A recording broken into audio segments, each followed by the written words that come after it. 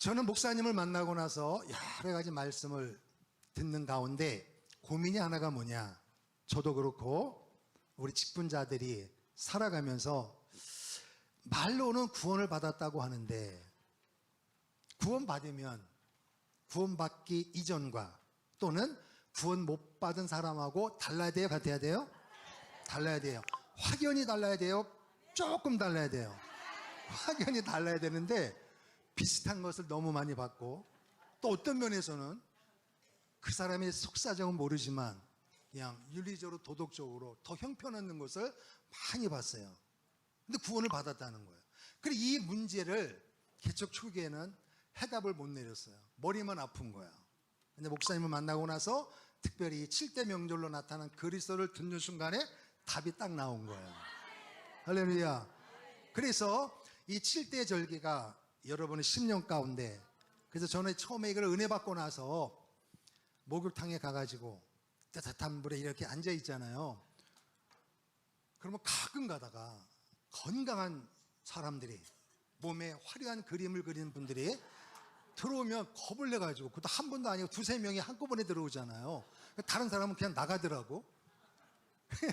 근데 그것도 한두 분이지. 그때 어떻게 해? 눈을 지그시 감고 동그라미를 그리는 거예요.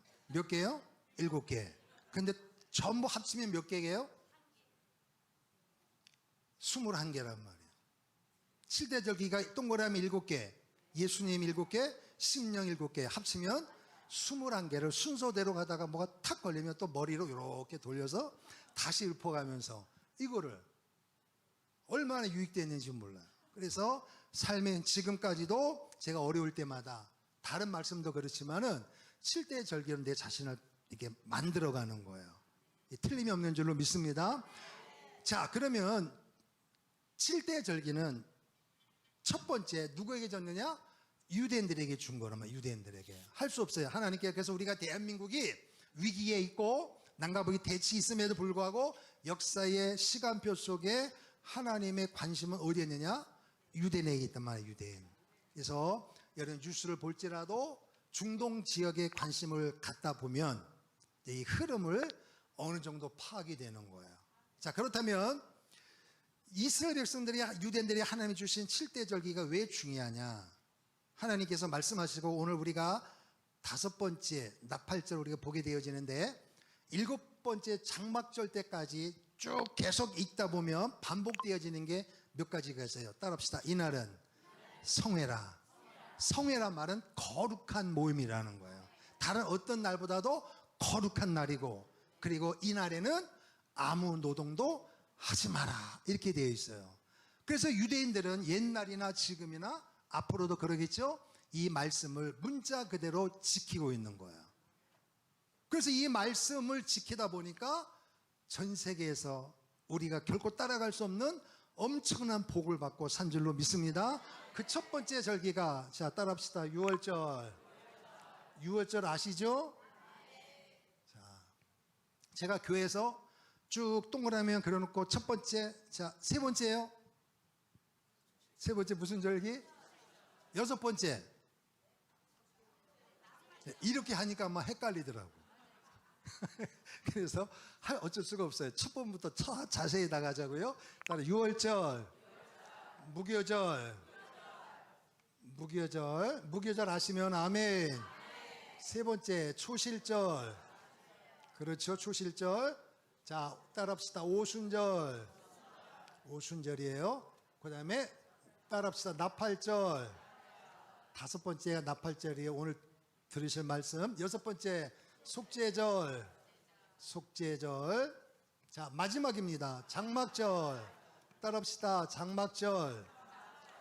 요 7가지 절기를 유대인들에게 하나님이 주셨단 말이에요. 그리고 이 6월절을 7가지 절기를 주면서 말씀하기를, 부모님들은 이 절기를 지킬 때에 우리는 보통 이러잖아요. 너네는 공부해, 너는 돈 벌어, 내가 대신 기도해 줄게. 이게 우리나라의 사고방식이에요. 근데 유대인들을 향한 하나님의 메시지는 뭐냐? 자녀들에게 가르치고, 자녀가 부모가 되어지고, 부모님 돌아가시면 그 자녀는 또 자녀에게 또 가르치고, 계속 가르치라는 거예요. 그리고 자녀들이 물을 때 아버지 어머니 도대체 이 7가지 절기가 무슨 의미가 있길래 이거를 계속 지키라고 합니까? 물을 거 아니에요. 그러면 부모님은 자녀 때 부모님에게 받은 것을 그대로 가르쳐 주는 거예요. 이게 유대인들의 힘의 저력입니다. 쇠뇌가 되어 있단 말이에요. 그래서 어디를 가든지 내가 어디를 가든지 각 처에서 내가 사는 데서 이 규례를 대대로 지켜라. 지켜왔고 지키고 있고 지키게 될 것입니다. 그러면 유월절을 그들이 뭐냐? 원래 유대인들에게 있어서 우리나라처럼 신종과 구정이 있는 것처럼 유대인들에게 원래 새해는 나팔절이었단 말이에요. 나팔절. 그런데 하나님께서 유월절을 새롭게 제정해 주시고 이달을 첫 달로 하라 이렇게 되어 있어요. 그럼 도대체 유월절이 뭐길래 새해를 바꿔가면서 유월절을 첫 번째로 지키라고 했을까? 바로 이것입니다. 애굽에서 430년 동안 노예로 살았단 말이에요. 노예로 살았을 때 하나님 앞에 간절히 부르짖을 때에 하나님이 그 부르짖음을 들으시고 거기에서 끄집어내준 날.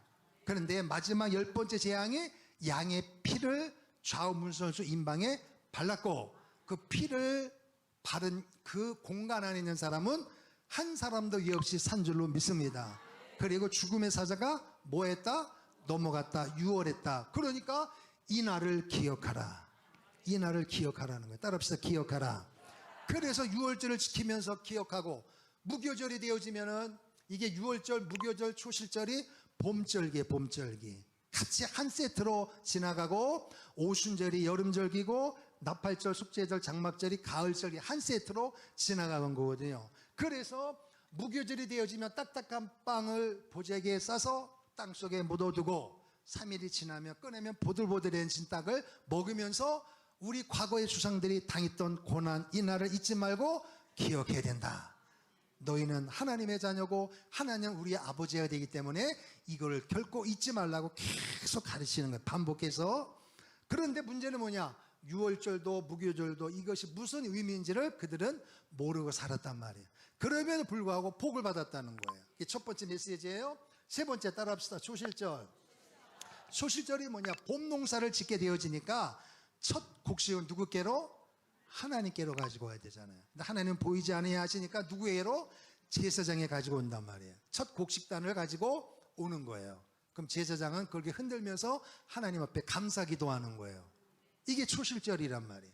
그리고 오순절이 뭐냐? 그 첫 곡식 한 단을 매일 흔들면서 오순절이란 말은 50이라는 숫자가 있단 말이에요. 50일 되는 날까지 매일매일 반복해서 흔드는 거예요. 곡식단을. 하나님 앞에 영광을 돌리는 거예요. 이게 초실절입니다.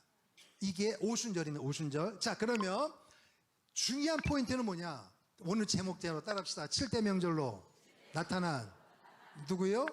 그리스도. 그러니까 7대 절기는 누구 이야기다? 예수님 이야기예요. 유월절도 예수님, 무교절도 예수님, 전체가 다 예수님이란 말이에요. 그러면은 의미를 모른 채 복을 받았던 이스라엘 백성들이지만 핵심은 그리스도란 말이에요. 그리스도. 예수님이 이 땅에 오셔서 행하신 사건 중에서 가장 핵심적인 7가지 구속사적인 사건이 있단 말이에요. 그 유월절이 뭐냐? 예수님이 이 땅에 오셔서 따라합시다. 십자가에 어떻게 하신다고요? 십자가에서 죽으신다. 이게 첫 번째 사건이에요. 예수님이 피 흘려 죽으신다. 아멘.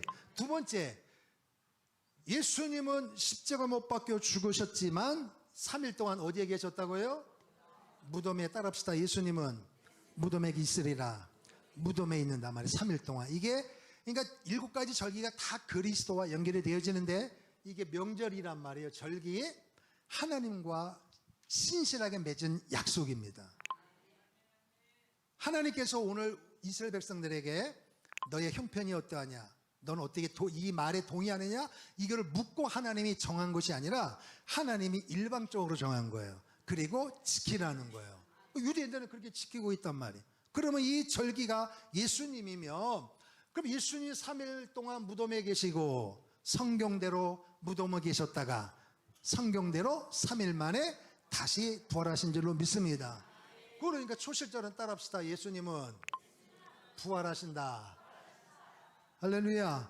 부활하셨단 말이에요. 그래서 예수님이 십자가에 못 박혀 죽으심으로 유월절도 성취하셨고, 아멘. 예수님이 무덤에 계심으로 무교절도 성취하셨고, 3일 만에 살아나심으로 부활하심으로 초실절도 성취하셨습니다. 그리고 핵심이 요 오순절이거든요. 50일째 예수님이 부활하신 이후에 부활체로 40일 동안 제자들에게 나타나서 하나님의 나라를 가르쳤단 말이에요. 그리고 40일이 되는 날 500명이 보는 앞에서 승천하시면서 마지막 유언을 말씀하기를 너희는 몇 날이 못되어 성령을 선물로 받으리라. 그러므로 이것을 받을 때까지 예루살렘은 떠나지 말고, 할렐루야. 그러면 여러분, 자, 그래서 이 500명이 말씀을 들었지만 몇 명만? 120명이 열심히 모여서 기도에 전념했을 때 며칠이 지났나요? 10일이 지났단 말이에요. 만약에 예수님께서 승천하시면서 너희들 수고 많았다, 10일이 지나면 오순절이거든. 그러니까 10일만 참고 기다려라, 이렇게 말씀했으면 얼마나 좋겠어요. 근데 예수님은 말씀하지 않았어요. 몇 날이 못 돼요. 그럼에도 불구하고 예수님은 몇 날이 못 된단 말은 오순절을 염두에 둔 거예요. 그래서 사도행전 2장에 보면 이렇게 되어 있어요. 오순절 날이 이미 이름에, 이 말은 예수님이 부활하시고 나서 50일이 찼다는 거예요. 50일. 오순절이 됐다는 것입니다. 오순절이 되매 그들이 모인 곳에 하늘이 열리고 불같은 성령의 강림이 임한 줄로 믿습니다. 그래서 약속대로 따라합시다. 약속대로 예수님은 성령으로 강림하셨다. 그러니까 유월절도 무교절도 초실절도 성취하셨던 것처럼 오순절도 약속대로 성취된 줄로 믿습니다. 이게 예수님이 하신 사건이에요. 그러면은 유대인들은 이 의미를 모른 채 지키고 복을 받았고, 저와 여러분은 오늘 이 칠대절기를 나타난 그리스도를 통하여 무슨 의미인지를 알게 되는 거예요. 그래서 세 번째가 제일 중요하단 말이에요. 제 궁금증도 여기서 풀어진 거예요. 도대체 이런 사건들은 교회를 웬만큼 다니고 제자훈련 받고 직분 받으면 이 내용을 다 아는데 왜 삶이 안 바뀔까? 그리고 의식이, 가치관이 안 바뀔까? 이게 숙제였단 말이에요.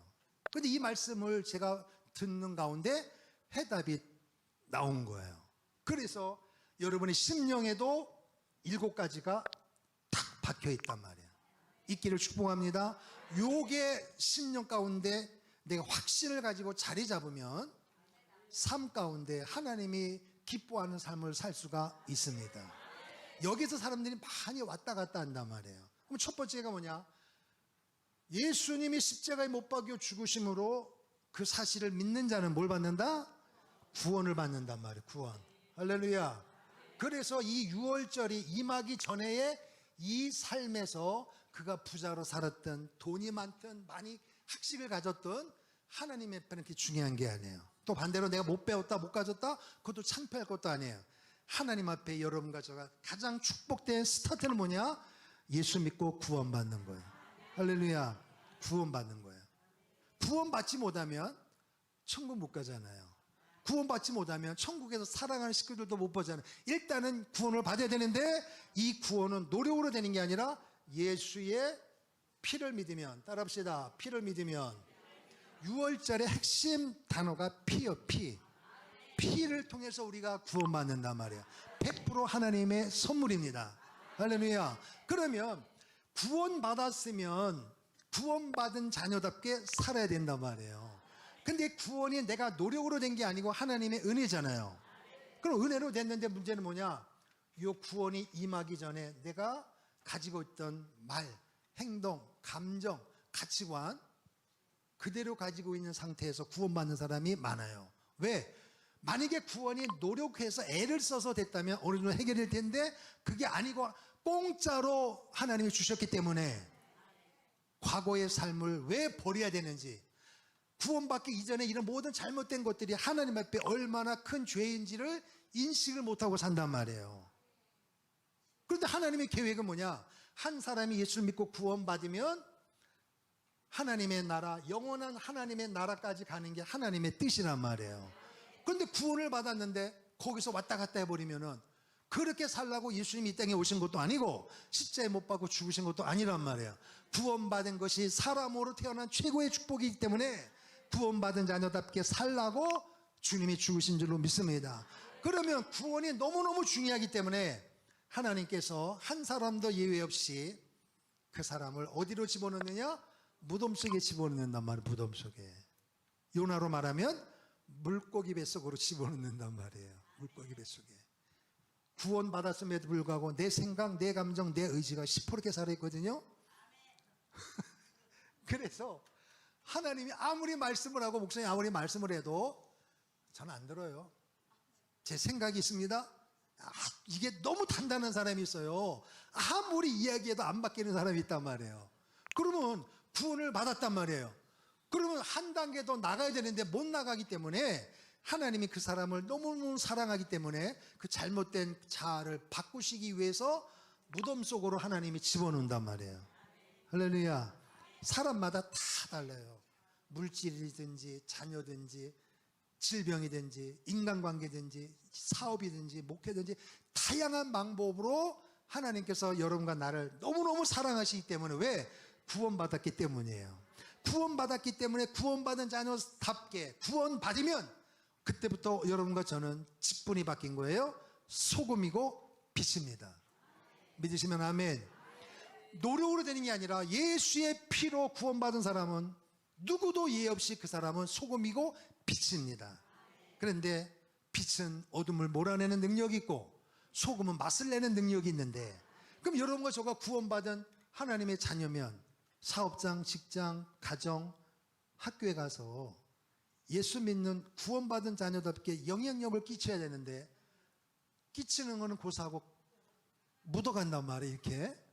그럼 어디에 문제가 있단 말이에요. 그래서 하나님께서 그것이 잘못된 것을 알기 위하여 무덤 속으로 집어넣어서 내가 이제까지 가졌던 이 사고방식이 잘못됐다고 하는 것을 인정할 때까지 하나님께서 무덤에 이게 가둬놓는 거예요. 요나에게 말씀했습니다. 니느웨로 가라. 요나 생각에는 니느웨는 망해야 되거든요. 근데 하나님이 가라고 하니 하나님의 명령은 무조건 순종이잖아요. 근데 요나 선지자가 자기 개념으로 이게 말이 되냐. 그래서 다시스로 가는 배를 기다리는데 기가 막히게 배가 있어요. 여러분, 제가요 구원받고 나서 모든 삶에 문제가 없이 잘 되어지면 무슨 문제가 없겠어요. 근데 신기하게 구원받았는데 구원받지 못한 사람들보다 더 잘들 되어 있어요. 그러니까 내가 생각하는 이 삶이 잘못됐다라고 인정을 못하는 거예요. 사람들이 깨닫지를 못하는 거예요. 왜? 아무 문제가 없으니까. 사업도 잘 되고 직장도 잘 되고 가정에 별 문제가 없으니까. 그러니까 옆에 있는 사람 보면 기도도 많이 하고 은혜도 받는데 그렇게 삶 가운데 어려움이 많단 말이에요. 그 사람들이 비교한단 말이에요. 이게 뭐가 문제가 있단 말이에요. 그것과 관계없이 여러분, 하나님께서 구원받은 사람을 무덤 속에 집어넣는단 말이에요. 목적이 뭐냐? 따라합시다. 성화. 바꾸라는 거예요. 너의 이제까지의 생각과 감정과 의지를 내려놓으라는 거예요. 따라합시다. 내려놓으라. 그래서 무교절의 핵심 단어는 따라합시다. 자아의 파쇄. 종이가 이게 중요한 내용이 있으면 그냥 버리는 게 아니라 파쇄기에 딱 넣고 스위치 누르면 내려가면서 샥 가리잖아요. 그렇게 하란 말이에요. 그렇게. 그러니까 내 자아가 예수님이 십자가에 못 박혀 돌아가실 때 오늘 우리의 정과 욕심이 이미 함께 못 박은 거예요. 죽은 거예요. 죽었는데 사단 마귀가 계속 우리를 꼬드기는 거예요. 내가 구원받았어도 너의 생각도 있고 감정도 있으니까 그 목사님 말씀 그대로 믿지 말고 너의 감정대로 너 생각대로 가는 대로 행동하란 말이에요. 그러니까 예수를 믿고 구원받으면서도 욕심이 많고 남을 시기하고 질투하고 싸움하고 뭐 전혀 교회만 왔다 갔다 할 뿐이지 뭔가가 안 나타난단 말이에요. 거기에서 우리가 속고 있단 말이에요. 그래서 할 수 없이 하나님은 무덤 속에 집어넣어서 자아를 무너뜨리는 거예요. 자아를 바싹 깨뜨린단 말이에요. 그래서 우리는 무덤 자체는 힘이 들지만 무덤 속에 집어넣으신 분도 하나님이시면 내 힘으로는 못 나오니까 하나님이 집어넣으셨으니까 하나님이 끄집어낸단 말이에요. 언제까지 있어야 되느냐? 하나님이 무덤을 열 때까지 우리는 거기에 있어야 되는 거예요. 그러면 그 무덤 자체가 우리 눈에는 힘들게 보이지만 여기서 우리는 뭘 깨닫느냐? 내가 구원받은 게 너무 귀하기 때문에 내 잘못된 것을 하나님이 바꿔서 더 크게 쓰시려고 나를 훈련시키는구나 생각하고 요나처럼 물고기 뱃속에서 무덤 속에서 감사 찬송하고 회개하면 그게 하나님께 상달되어지면 하나님이 무덤을 여십니다. 그럼 에바데 역사가 일어난단 말이에요. 할렐루야. 그래서 예수님이 부활하셨던 것처럼 우리의 삶 속에도 초실절이 임하면 부활이 일어날 줄로 믿습니다. 할렐루야. 따라합시다. 삶의 부활. 삶의 부활이라면 삶의 부활. 예수님이 다시 오실 때 우리도 부활될 줄로 믿지만 문제는 뭐냐? 지금이란 말이에요. 지금. 만약에 여러분 예수 믿고 구원받으면 이게 전부라면 이 힘든 세상에 뭘로 우리가 사냐 말이에요. 빨리 하나님 나라로 데려가면 되는데, 근데 하나님은 그렇게 하지 아니하고 이 땅에서 구원받은 자녀답게 복음을 증거하고 하나님의 뜻대로 살다가 특별히 오늘 이 시대에 애국 운동하다가 오라고 우리를 살려주신 줄로 믿습니다. 믿으시면 아멘. 두 손 들고 아멘. 그렇게 하려면 우리가 애국 운동하고 복음을 증거하고 살아갈 때에 이것 때문에 대단하다고 주위 사람들이 시간을 더 주고 월급을 더 주고 좀 더 쉬라고 그렇게 하는 데가 한 군데도 없어요. 더 힘들게 한단 말이에요. 그럼 그 힘든 속에서도 여러분 제가 이 하나님의 일을 능력 있게 감당하기 위해서는 삶 속에서 부활의 역사가 일어나야 된단 말이에요. 그래서 우리는 따라합시다. 무덤은 고난은 축복이다. 믿으시면 아멘. 구원받지 못한 사람은 이 고난 자체는 이미 끝난 거예요. 그럼 오늘 여러분과 제게는 이 고난은 축복인 줄로 믿습니다. 왜? 고난이 지나면 무덤이 열리니까. 그래서 여러분의 삶 가운데 부활의 역사 있기를 축복합니다. 질병 때문에 고통당한 자가 질병이 치료됐다? 그거 부활이죠. 가난한 자가 부자가 됐어요? 부활입니다. 근데 100만 원 번 사람이 200만 원 벌어도 부활이에요. 그런데 옆에 보니까 1000만 원 버니까 또 쌤통이 나가지고 이걸 기쁨을 못 누린단 말이에요. 그러니까 비교의식 가지고 살지 말란 말이에요. 부활에서는 가장 중요한 건 뭐냐? 하나님과 나와 일대의 관계예요. 돈이 벌리지 않아도 또 질병 때문에 내가 아파해도 바울처럼 하나님 내 이 병을 고쳐주세요. 다메섹 동에서 주님을 만났을 때 그 후유증으로 내 눈에서 진물이 나는데 죽은 자도 살리고 가난한 자도 살리고 이런 놀라운 일을 감당하는데 내가 몸이 아프니 어떻게 이게 덕이 되겠습니까? 하나님 앞에 기도했습니다. 그러면 하나님의 부활의 역사는 그 눈병이 나야 되잖아요. 하나님은 네 은혜가 족하다. 이 말은 뭐냐? 나는 평생을 이 안질이라고 하는 질병을 간다고 살지라도 삶의 부활은 막을 수가 없다는 것입니다. 이 부분이에요. 그러니까 안질을 통하여 바울은 날마다 자기를 담금질하고 자기 자신을 내려놓는 훈련이 되는 거예요. 교만하면 안 된다. 자만하면 안 된다. 하나님의 은혜에 감사하며 살았다는 것입니다. 그러면 여러분과 저의 삶 속에서 조그마한 아픔이 있어도 그것 때문에 좌절하지 말고 그 속에서 부활을 경험하기를 축복합니다. 누구의 이름으로? 예수님의 이름으로. 할렐루야. 옆 사람에 축복합시다. 삶의 부활의 주인공이 됩시다. 그래. 그런데 이것이 계속 진행되면 좋은데 너무 힘이 드는 거예요. 삶 자체가 너무 힘들잖아요. 여러분 힘들지 않으세요? 안 힘든 사람 손 들어보세요. 주님 때문에. 그럼 이제부터 제가 여기 와서 볼 때 한 분이라도 제 앞에서 찡그리면 여러분 가짜예요? 거짓말하는 거예요? 제가 이게 색안경 끼고 보겠습니다. 그럼 이런 분들이 크고 작은 문제 때문에 이게 막 왔다 갔다 하자 우리 감정이 올라갔다 내려갔다 올라갔다 내려갔다. 그래서 옆에 있는 사람은 불안 초조해. 눈치를 본단 말이에요. 눈치를. 교회에서도 그러잖아요. 서명 받으면서도 옆에 사람이 화가 나면 옆에 있는 사람들은 그 기분 맞추려고 말도 못하고 쉬 하면서 그랬단 말이에요. 교회에서도 마찬가지. 자, 그러면 그런 반복되는 삶 속에서 우리에게 중요한 것이 뭐냐? 오순절이 임해야 된단 말이에요. 오순절. 할렐루야. 오순절이 성령 강림으로 임할 때 그 120명의 심령 가운데 불같은 능력이 임했습니다. 플러스 예수님의 제자들도 담대해졌거든요. 자, 마태복음, 마가복음, 누가복음, 요한복음에 보면 제자들이 불평분만하고 욕심으로 가득 찼습니다. 근데 사도행전에 보면 제자들이 전혀 다른 사람이에요. 그 사람이에요. 근데 말이 달라지고 행동이 달라지고 모든 가치관이 달라졌어요. 도대체 무슨 일이 일어났을까?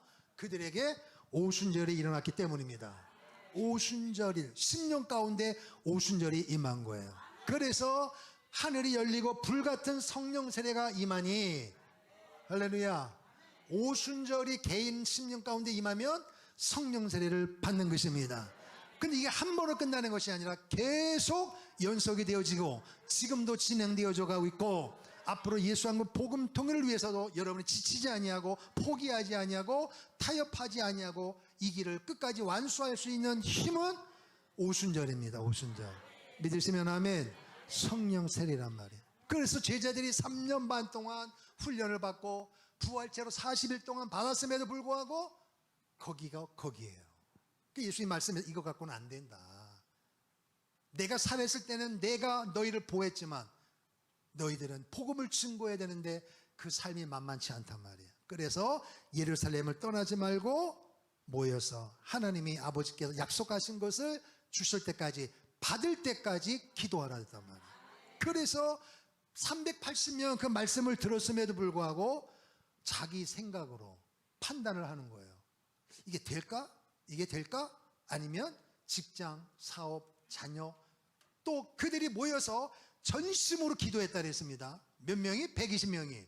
그럼 120명이 열심히 전심으로 기도했으면 기도 소리가 커요, 작아요? 들려요, 안 들려요? 그러면 누가 고발 조치하면 잡혀가는 거 아니에요. 그러니까 380명은 이거 생각하는 거야. 예수님이 지엄한 분부는 잊어버리고 이거 목숨이 하나인데, 또는 나는 그러고 싶은데 나를 아는 사람이, 옆에 사람이, 또는 집안 식구가 미련해 좀 머리를 써라. 목숨은 하나야. 당신 목숨이 10개가 아니요, 제발 머리를 써서 대충 적당히 하라. 이게 또 헷갈린단 말이에요, 사람들이. 그런데 120명은 개의치 아니하고 예수님 말씀을 믿었고 모여서 그 현장에 성령 세례가 임한 줄로 믿습니다. 전심으로 할렐루야. 따라합시다. 피, 자의 파쇄, 부활, 이게 핵심 주제거든요. 그러면 오순절의 핵심 주제는 뭐냐? 따라합시다. 전심으로예요. 전심으로. 그래서 여러분과 제가 성령 세례를 받았다. 그러면 말 그대로 그 당시에 성령 세례의 표징이 뭐냐? 방언으로 나타났단 말이에요. 그러면 여러분, 방언 못 받으면 성령 세례 못 받은 겁니까? 아니라고 여러분 알고 있죠? 맞습니다. 그럼 성령 세례가 뭐예요? 그리스도와 함께 죽고 그리스도와 함께 사는 거예요. 예수 중심이란 말이에요. 세례. 그러면 예수 믿고 구원받으면 이 내 심령 가운데 하나님의 영이 들어온단 말이에요. 구원받는단 말이에요. 그런데 구원받은 사람이 삶 속에서 왜 이렇게 왔다리 갔다리 하면서 모범적인 인생을 살지 못하느냐? 하나님의 영이 내 안에 계시는데. 그래서 하나님이 말씀하십니다. 두 번째, 성령 세례를 받으라는 거예요. 성령의 권능이란 말, 권능, 두나미스, 강력한 하나님의 능력을 받으라는 거예요. 그래서 이 성령 세례는 왜 부어주시느냐? 일하라고 부어주시는 거예요. 무슨 일? 내 일이 아니라 하나님의 일이란 하나님. 내 일을 하면서 공부하고 돈 벌면서도 하나님이 원하는 영혼을 살리고 민족을 살리는 일을 하는 데 있어서는 강력한 이 방해 요소가 있기 때문에 이 성령의 능력, 성령 세례로 덧입지 아니하고는 결코 이길 수가 없다는 것입니다. 오늘날 목사님 또는 우리 교회를 통해서 많은 사람이 이 일에 함께 동참을 해왔습니다. 근데 여러분 주위를 보세요. 시작부터 지금까지 온 분도 계시고, 중간에 안 보였다가 후발로 붙은 분도 계시고, 전에 계셨던 분이 지금 안 보이는 분도 많지요. 전에 함께 했던 분들이 지금 여러분 눈에 안 보이면 그 사람들이 여러분에게 이런 말 하던가요? 내가 기도는 할게, 열심히 헌금은 보조할게, 당신이 하는 일은 민족을 살리는 일이야. 그렇게 하는 사람이 거의 없어요. 나도 해봤지만 그건 아니다. 해봤지만 속고 있는 거야. 이렇게 말을 한단 말이에요. 왜 이런 일이 벌어지느냐? 그럼 여러분이 그 말을 들음에도 불구하고 넘어가지 아니하고 확신을 갖게 되는 힘이 뭐냐? 바로 성령 세례의 능력이라는 거예요. 여러분 넘어지지 않기를 축복합니다. 여러분의 심령에 성령 세례가 강하게 임해야 돼. 이 말은 덮는다는 거예요. 덮는다는 거예요. 어떤 손을 흔들고 방언하고 뭐 막 헬리콥터 돌리고 이거는 현상이고, 진짜 중요한 거는 심령이란 말이에요. 심령. 심령 가운데 이 구원의 기쁨, 내 자아를 내려놓을 때 비굴하지 아니하고 하나님 앞에 감사하게 되어지고, 내가 가난해도 조금 몸이 연약해도 남들보다 배운학식이 짧아도 내 삶 속에서 그들과 비교의식하지 아니하고 기쁨으로 삶의 부활을 경험하는 여러분들에게 성령 세례가 임한 줄로 믿습니다. 이게 능력이란 말이에요. 능력. 그럼 반대로 성령 세례 능력을 경험하지 아니하고 뭔가를 가져야, 뭔가를 잡혀야 된다면 오늘 우리 주위에 있는 사람들 뭔가 일을 해야 되잖아요. 근데 그렇지는 않다니까요.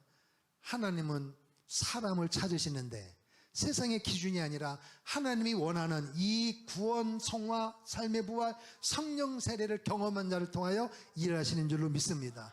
이걸 찾는 거예요. 찾는 거예요. 그래서 오늘날 여러분과 저에게는 이 은혜를 주님이 성령 강림하심으로 성령 세례를 우리에게 부어주신 줄로 믿습니다.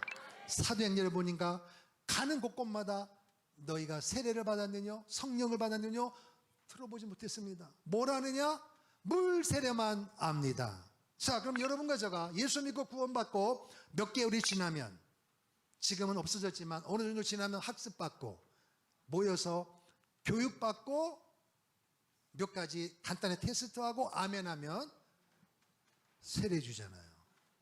그래서 앞에 나와서 물 세례 주잖아요. 그러면 그 세례만 안다는 거예요. 초대교회 성도들이. 사마리아도 없고 에베소 교회도 없고 하나님의 말씀을 들었음에도 불구하고 성령을 받았느냐? 그러면 그들의 이름이 생명책에 기록된 걸 믿으세요? 그 사람들, 사마리아 교회, 에베소 교회 바울이 가기 전에 거기에 있던 사람들이 구원받은 걸 믿으시죠? 그런 말, 구원받았다니까요. 왜? 그들의 이름이 생명책에 기록되었기 때문에. 그런데도 불구하고 왜 바울이 또 질문을 던지나 말이야. 구원받았음에도 불구하고 왜 성령을 받았느냐 질문을 던지냐는 거예요. 물세례 갖고는 안 된단 말이에요. 여러분, 여러분이 물세례 받은 거, 목사님이 받은 거 사진 찍어서 액자를 해가지고 책상에 놔도 삶 속에서 성령 세례 능력이 없으면 그 사진은 무슨 의미가 있어요? 의미 없어요. 성령 세례의 능력이 내게 덧입혀야 된단 말이에요. 물세례는 사진만 남지 그 물 지금 있어요? 없다니까요. 심령 속에 성령 세례의 흔적이 있어야 된단 말이에요. 그러니까 먹고 사는 문제 가운데 모든 사람이 무너질 때 우리는 단단해지는 거예요. 할렐루야. 이게 성령 세례의 능력입니다. 그래서 성령을 받았느냐 질문이 던질 때 예, 받았습니다. 할렐루야. 그러면 그 증거를 보여줘야 돼. 구원받은 것은 내가 입으로 신하면, 예수의 피를 의지하면 구원받습니다. 그럼 성령 세례를 받은 증거가 뭐냐 말이에요. 성령 세례. 머리는 이해되고 말로는 되어지는 삶 속에서 변화가 안 일어나는 거예요. 여러분과 저 주위에 사람들, 하나님 믿는 사람, 믿지 않는 사람 붙여놓고, 믿는 사람들에도 성령 충만한 사람이 있고 육신에 속한 그리스도인이 있고 애기 같은 사람이 있단 말이에요. 늘 기저귀를 갈아줘야 되고 늘 애기처럼 보살펴줘야 되는 사람도 있단 말이에요. 그 나와 비슷한 사람이 있으면 붙는단 말이에요. 이런 현장 속에서 오늘 여러분과 제가 어떻게 살아야 되겠냐는 거예요. 같이 닮아가야 되나요? 아니라니까 여러분. 성령 세례를 받아야 되는 거예요. 그래서 그럼 성령 세례가 임하면 그 받은 증거가 있어요. 그게 너무너무 중요해요. 그래서 여러분 삶이 변화되기를 축복합니다. 머리가 아니라 심령이 변화해야 돼요. 심령이. 그러면 심령이 변화될 때는 사건과 상황이 내 앞에 벌어질 때 좋은 일도 있고 어려운 일도 벌어지는 거예요. 그럼 좋은 일 벌어지면 사람들 불러다 밥도 죽이고 뭐 선물도 주고 티타임도 갖고 이거 누구든지 할 수 있는, 안 믿어도 가능한 거예요.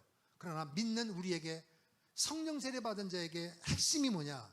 반대의 현상이 일어날 때 달라요. 같이 이 교회를 다니고 구원을 받아도 이 성령 세례를 모르는 사람은, 성령 세례의 이 능력이 약한 사람은 부는 바람에 따라서 휘청휘청합니다. 그래서 변화가 무쌍합니다. 어느 날은 할렐루야 하고 막 모든 것이 다, 오늘 당장 내가 하나님 앞에 가도 괜찮다고 하다가도 어느 날 갑자기 정반대로 푹 죽어가지고 처져 있어가지고 교회 가기도 싫고 전화하는 것도 싫고 받기도 싫고 완전히 다운돼 버려요. 이게 굴곡이 심하단 말이에요. 그러니까 성령 세례 받으면 그런 현상이 일어나지 않습니다. 현상주의의 삶이 아니라 내 심령이 성령 세례가 임한 걸 믿는 거예요. 그게 고백이 된단 말이에요. 고백. 그래서 성령 세례 받은 사람에게 나타나는 제일 큰 증거가 뭐냐? 말이 달라지는 거예요. 말. 할렐루야. 여러분, 사람이 주위에서 말할 때, 애국 운동하고 이거 받을 때 말을 들어보면 힘이 되는 사람이 있어요. 아, 위로가 된다. 그리고 자꾸 말하고 싶은 사람이 있어요. 근데 어떤 사람 말을 들으면은 빨리 끝났으면 좋겠다. 너무 힘든 거예요. 그렇다고 그 자리를 벗어나면 또 삐지니까 그럴 수는 없고, 그 있는 자리가 불편하단 말이에요. 표시는 못 내고 너무너무 힘든 거예요. 그래서 표시를 안 내려다가도 조금 미간이 찌푸려지면 뭐 기분 나빠? 내가 하는 말 못 알아들어? 아, 이거 표현을 할 수가 없잖아. 그래 해야 되는데 그렇게 말하면 또 시험 드니까 속이 불편하단 말이에요. 속이. 그래서 성령 세례가 임하면 다른 사람이 귀하게 보이는 거예요. 다른 사람이 소중하게 보이는 거예요.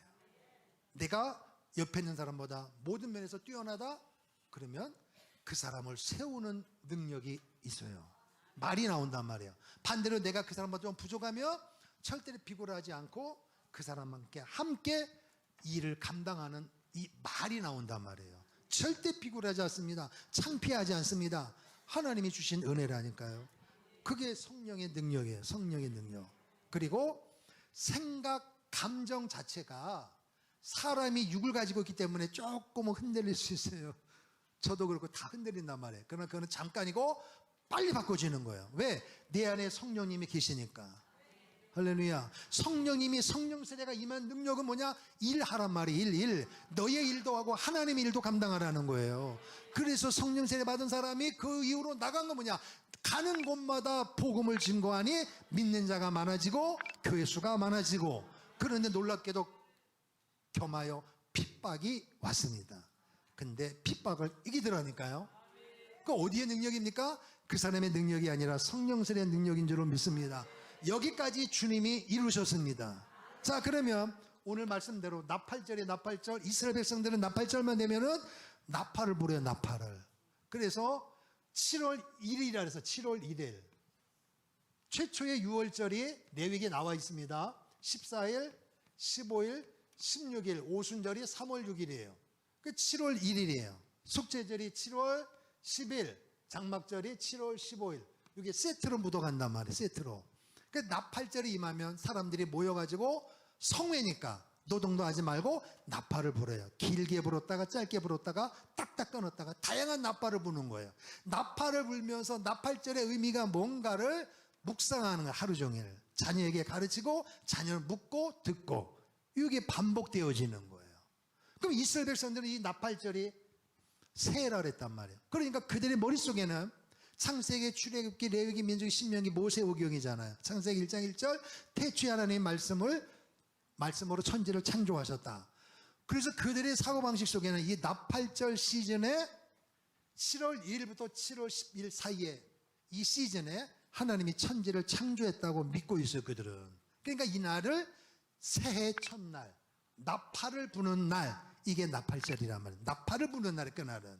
그리고 10일 동안 문을 열어놓는다네. 문을 이렇게 문을 열어놔요. 이 문을 열어놓는단 말은 아직은 기회가 있다. 아직 기회가 있다는 거예요. 그럼 반대로 속죄절 때 되면 열린 문을 닫는답니다. 이 말은 뭐냐? 이제는 기회가 없다는 거예요. 자, 이게 나팔절이에요. 그 예수님이 나팔절 때 예수님이 승천하셔서 뭐라 했어요? 너희가 본 그대로 다시 온다. 나팔 불 때 주님이 오신다. 모든 사람이 볼 수 있게 오신다 그랬단 말이에요. 믿으시면 아멘. 그 주님이 오신단 말이에요. 다시 믿으시면 아멘. 오신단 말이에요. 오실 때 어떤 일이 벌어지느냐, 이게 핵심이에요. 자, 고린도전서 15장 보겠습니다. 고린도전서 15장 51절 52절입니다. 고린도전서 15장 51절 52절 시작.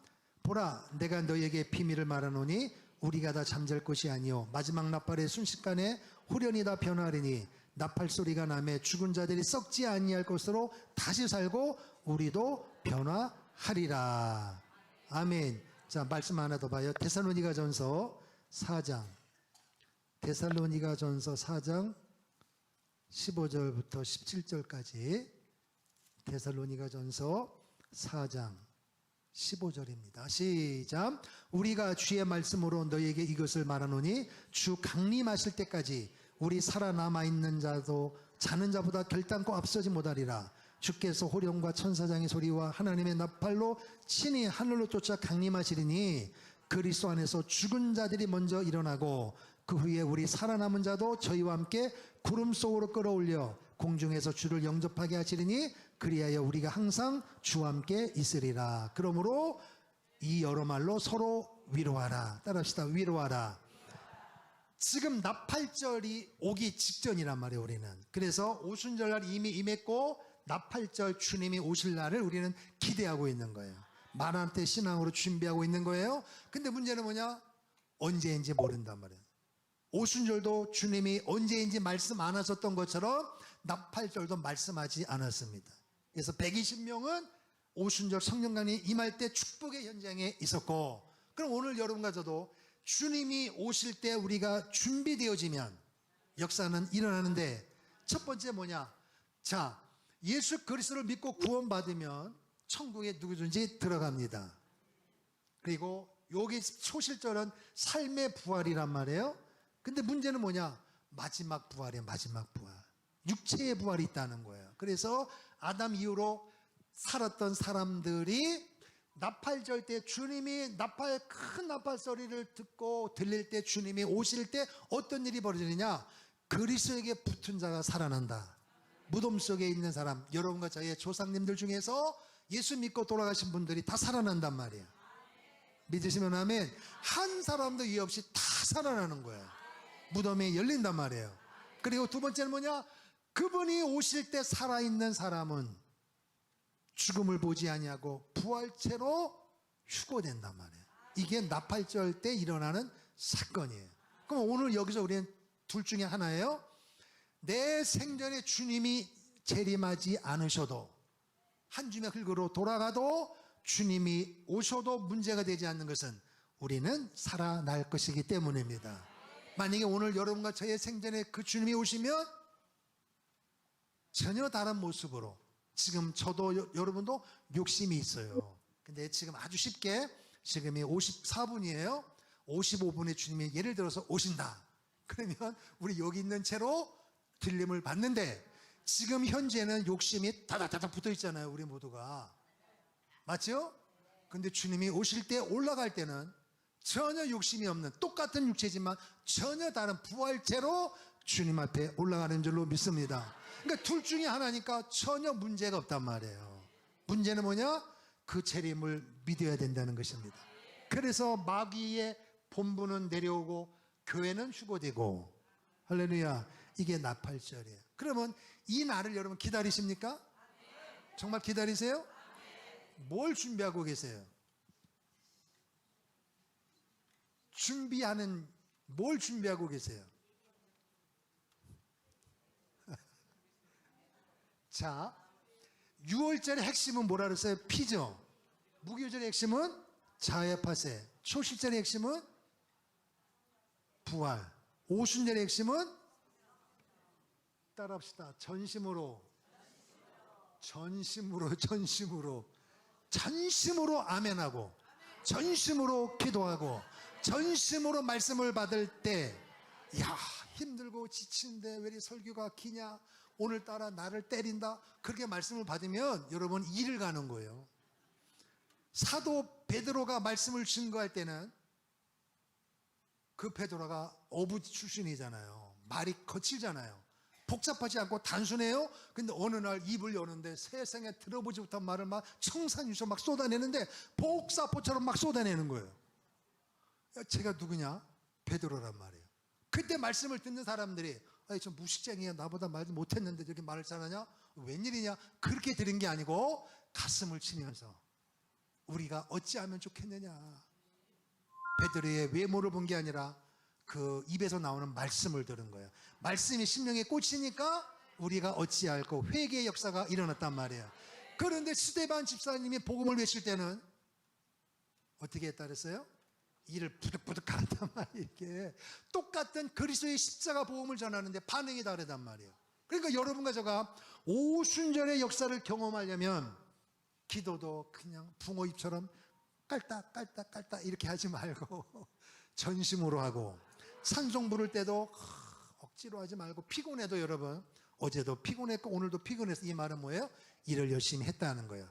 열심히 살았다는 거예요. 그럼 내일도 똑같아요. 그러면 그 피곤한 거를 어떻게 풀어야 되겠어요? 공부 안 하고 돈 안 벌고 가만히 누워서 수박 까먹으면 여러분 이게 피로가 풀려지나요? 그럼 여러분과 저는 뒤처지는 거예요. 공부도 못하고 돈도 못 버는 거예요. 해야만 하는 거예요.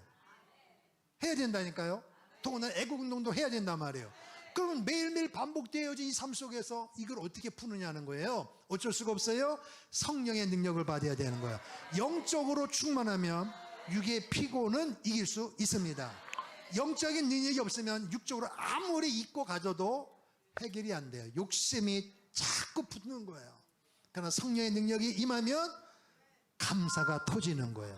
그러니까 찬송도 다르단 말이에요. 찬송이 전심을 다하여 감사하고, 피곤한 육체지만 오늘 저녁 또 찬송할 수 있는 은혜를 주시고 건강을 주시고, 다른 데는 피곤해서 다 힘들고 빠진 것 같아도 혀는 그대로 붙어 있으니 그래서 때로는 박수 치면서 하면 막 힘이 생기고, 또 너무 힘들면은 보혈 찬송 또 천천히 이런 게 불러도 또 은혜가 되고, 이 입으로 말이에요. 그러니까 크게 부를 땐 크게 부르고 적게 부를 때는 전심을 다하여 찬송하면 할렐루야, 그렇게 되어지는 거예요. 그 말씀을 들을 때는 하나님이 나를 잘하시기 때문에, 나를 복주시기를 원하시기 때문에 은혜인 줄로 믿고 전심으로 감당하기를 축복합니다. 애국운동도 그렇고 모든 것을 전심으로 해야 돼요. 전심으로. 골라서 하지 말고 입맛대로 고르지 말고 교회에서 힘든 일 있으면 옆에 사람 시키지 말고 내가 해도 내 스스로도 전심으로 하란 말이에요. 전심으로. 할렐루야. 청소를 3시 하면 상급은 3분의 1이요. 그럼 혼자 하면 다 100이 다 내 겁니다. 그러니까 하나님 은혜가 임하면, 야, 내 혼자 일을 하고 내 혼자 청소하니 다 상급이 내 거다. 할렐루야. 이렇게 되는데, 하나님의 은혜가 없으면 이씨 저씨 하면서 나 혼자 청소한다고 투덜투덜 한단 말이에요. 이게 그래, 늦게 오면 왜 늦게 왔냐고 또 막 화를 내요. 그리고 갈 때는 그냥 말도 안 하고 그냥 봉걸레 자루 그냥 탁 놓고 옆에 사람 들으라고, 너 늦게 왔잖아, 뒷정리 네가 해 하고 그냥 팡 닫고 일부러 소리를 내더라고요. 또 희한하게 몰래 가는 게 아니라 이 쌤통들은 그냥 가는 게 아니라 다 표시 내고 가. 근데 성령의 능력을 받은 사람은요, 표시를 안 내요. 왜? 다 하나님의 은혜니까. 믿으시면 아멘. 그렇게 살면 어느 날 주님이 오실 때 전혀 문제가 없어요. 그래서 오늘 여러분과 저가 우리 끝자락에 있단 말이에요. 여기 끝자락에. 믿으시면 아멘. 끝자락이면 언제 오시면 우리가 알면 준비가 되는데, 만약에 여러분 지금 9시면 9시 5분에 주님이 만약에 오신다면 여러분 옆에 막 화가 나갖고 이게 막 해결되지 않는 분 기회 없죠? 없는 거예요. 그리고 일할 수 있는 기회, 봉사할 수 있는 기회, 그런 기회도 없는 거예요. 아, 난 지나간 세월을 회고해 보니까 너무 아쉽다. 기회를 한 번만 더 주면 열심히 봉사할 텐데 5분 뒤에 오신다니까. 그러면 그 기회는 다 물거품이 되어 오는 거예요. 알면 준비가 되면 모른다는 거예요, 여러분. 근데 여러분 아무리 생각해도 5분 뒤에는 안 오시겠죠? 저도 믿습니다.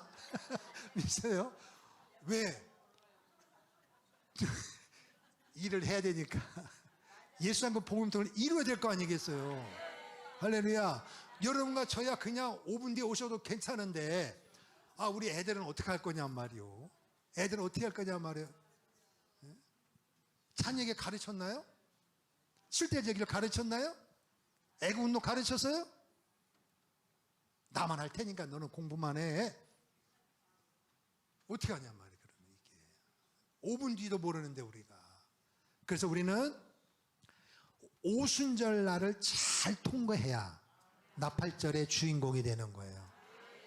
준비하지 않고 살았다가 나팔절이 임하면, 구원받으면 둘 중에 하나는 돼요. 왜? 그만큼 구원이 중요하단 말이에요. 문제는 뭐냐? 오순절을 은혜로 믿음으로 통과하지 아니하면 상급에 지대한 문제가 생기는 거예요. 구원은 은혜로 믿음으로, 상급은 행함으로 심으라는 거예요. 그런데 성령 세례 오순절을 경험하지 않은 사람이 심을 수 있겠어요?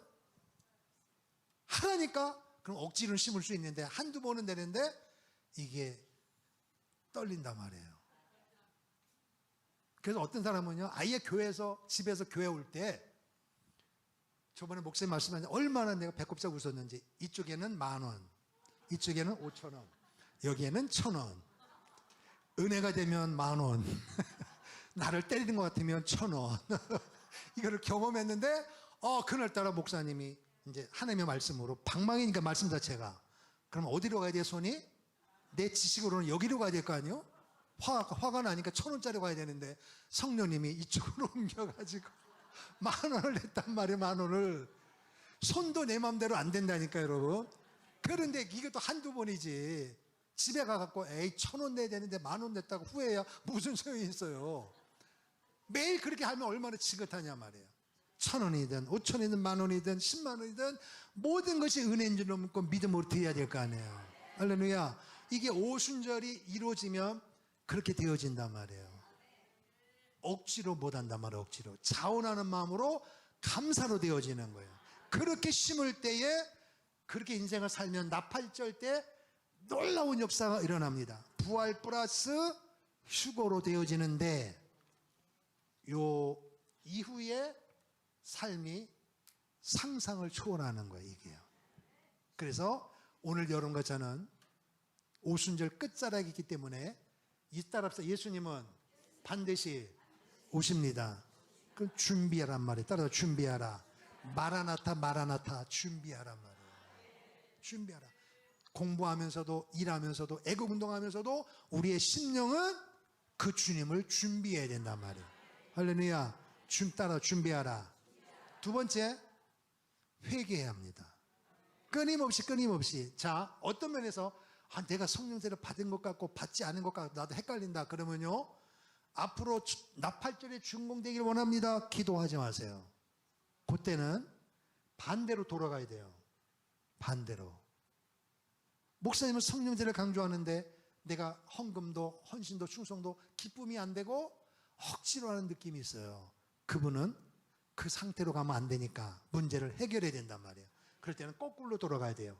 내 삶이 부활이 일어났는가. 이 말은 건강하고 돈이 아니라 그거 관계없이 내 심령 속에서 솟아나는 샘솟는 기쁨이 있느냐는 거예요. 이게 있어야 된단 말이에요. 이게 없으면 또 다시 옛날로 돌아가야 돼. 무교절이 내게 임했느냐, 무교절이 내게 임했느냐, 정말 내 자아가 내려놨느냐는 거예요. 그러면 거의 답은 여기서 나옵니다. 무교절에 문제가 있어요. 근데 어떤 분들은 무교절인지도 모르는 사람이 있어요. 그 사람은 죄송해요, 한 번 더 돌아가야 돼. 무슨 문제요? 진짜 내가 구원받았는가 점검을 하셔야 된다니까 여러분. 너무너무 중요한 질문이에요. 구원받았느냐, 할렐루야, 성령을 받았느냐, 이 질문이란 말이에요. 그래, 문제 있을 때마다 여러분은 왔다 갔다를 계속 반복을 해야 돼. 근데 문제는 뭐냐? 무덤은 빨리 나오기를 축복합니다. 그래, 부활의 역사도 일어나기를 축복합니다. 특별히 저는 귀한 목사님을 만나고, 저도 여러분도 그렇지만 이 생각 속에 이 말과 감정을 컨트롤할 수 있는 능력을 주신 거예요. 목사님의 말씀을 통해서. 이게 굉장히 중요하더라고 보니까. 제가 목회자입니다. 교회도 있고 사람들 목회자도 함께 만나보면 목사님을 통해서 훈련받은 목사님, 성도님들이 다른 게 보여요. 눈에 보이는 게 아니라 말이 다르고 그 생각이 달라요. 전혀 다릅니다, 여러분. 그래서 그때마다 하나님 은혜에 감사한 거예요. 이야, 이게 능력이라만 능력. 그러니까 그것을 포기하지 말고 끊임없이 따라합시다. 준비하고 또 회개합시다. 회개. 그렇죠. 우리가 아무리 오순절 성령 세례 받아도 우리는 어쩔 수 없는 육을 가진 사람이에요. 그럼 왜 화가 안 나겠어요? 우리 목사님이 엊그저께 그 토크하는 거 보니까 화가 나더라니까. 야, 질문을 어떻게 저렇게 하냐? 듣는 내가 막 화가 날 정도야. 작정한단 말이에요. 그러니 목사님이 그걸 비켜가면서 참 원고 하나 없이 옛날 일을 다 이야기하면서 하는데 하나님 은혜에 감사하고 똑같은 사람인데 왜 저렇게 다를까? 그 사건을 보면서도 우리는 감사하고 반대편에 있는 사람은 우리와 전혀 다른 마음이에요. 한 시대에 한 땅에 살면서도 무슨 차이입니까? 오순절을 경험했느냐는 거예요. 오순절. 그리고 회개하며 살았냐는 회개. 여러분, 회개도 내 마음대로 안 되잖아요. 하나님의 은혜가 임해야 되잖아요. 억지로 하는 성령 세례가 임하지 않은 사람의 회개와 성령 세례 임한 사람의 회개는 다르다 그랬습니다. 그리고 따라합시다. 결단하셔야 돼요. 여러분, 양다리 걸치기 하지 마세요. 성령 세례 받은 사람은 양다리 걸치기를 하면 안 되는 게 아니라 할 수 있는 이게 마음이 없어요. 이게 딱 보여지고 딱 끊어지는 거예요. 선긋기가 분명해집니다. 누가 뭐라 그래도 아니다. 하나님의 영광을 가린다. 이게 분명해진단 말이에요. 그러니 구원받기 전에 별게 다 있어도 지금도 여러분을 땡겨도 성령 세례의 권능을 통하여 선긋기를 분명히 하기를 축복합니다. 결단이에요. 양다리 걸치기는 정말 위험합니다. 지금도 결단을 못하는데 앞으로 더 핍박이 심할 때 이길 수 있을까요? 못 이긴다니까요, 여러분. 지금 이겨야 되는 거예요. 할렐루야. 그러니까 지금 하나님 앞에 성령 세례 왜 받아야 되느냐? 방언 기도하려고 받는 게 아니라 세상에 수많은 것들이 나를 유혹할 때 양과 염소를 가르듯이 확실할 수 있는 분별의 능력을 받아야 되는 거예요. 아멘. 그리고 마지막입니다. 나팔절의 핵심이 뭐냐? 따라합시다. 신부가 나팔절의 핵심 단어예요. 신부예요. 신부는 준비하는 거예요. 슬기로운 다섯 처녀처럼 등불도 준비하고 기름도 준비하고 오늘 여러분 거기에 포함되기를 축복합니다. 준비하란 말, 주님이 오신다. 언제인지 모르지만 반드시 오시는데 그 오실 때 우리는 두려움 없이 그분을 영접할 수 있도록. 할렐루야. 그래서 세상 것이 아무리 좋아 보여도 세상 것이 아무리 훌륭해 보여도 하나님의 영광을 가리는 것이라면 그걸 과감하게 끊어야 되고 버릴 수 있어야 돼요. 역시 이것도 내 마음대로 안 되고 오순절의 권능이 임하면 그렇게 되어지는 거예요. 따라합시다. 되어진다. 그래서 예수님이 몇 날이 못 되어 성령을 받으리라 했을 때 120명은 모여서 뭐 했을까요? 예수님이 말씀하신 그 성령의 능력을 내게 주십시오. 이거 기도한 것입니다. 그럼 오늘 우리는 나왔습니다. 주님 오실 날이 멀지 않았고 예수님과 복음 통일을 위해서 주사파와 공산주의 차별금지법과 싸워서 이겨야 되는데 학식으로 어떻게 그들을 설득시키겠어요? 배운다고 설득이 되겠냐 말이에요. 하나님의 능력으로 이겨야 되는 거예요. 그러니까 우리가 포기하지 아니하고 이 길을 걸어가기 위해서는 오순절의 능력을 달라고, 오순절의 권능을 달라고 끊임없이 기도하는 가운데 이런 문제가 발생할 때마다 회개할 때는 회개하고 결단할 때는 결단하고 이 힘의 능력이 우리 모두에게 있기를 축복합니다. 성령님께서 반드시 그렇게 이루실 줄로 믿습니다. 절대 포기하지 말고 좌절하지 말고 하나님이 내 편이시고 그분의 영이 여러분 심령 속에 함께 계세요. 힘들 때도 함께 계시고 기쁠 때도 함께 계시고 정말로 아무도 없는 것 같을 때도 그 주님은 나와 함께 계셔요.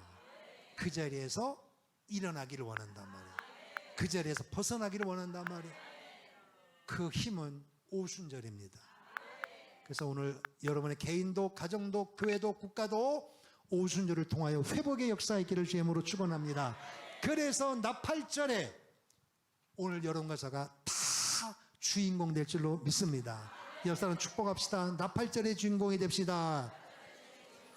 할렐루야. 자, 우리 참참참 부르고 기도하겠습니다.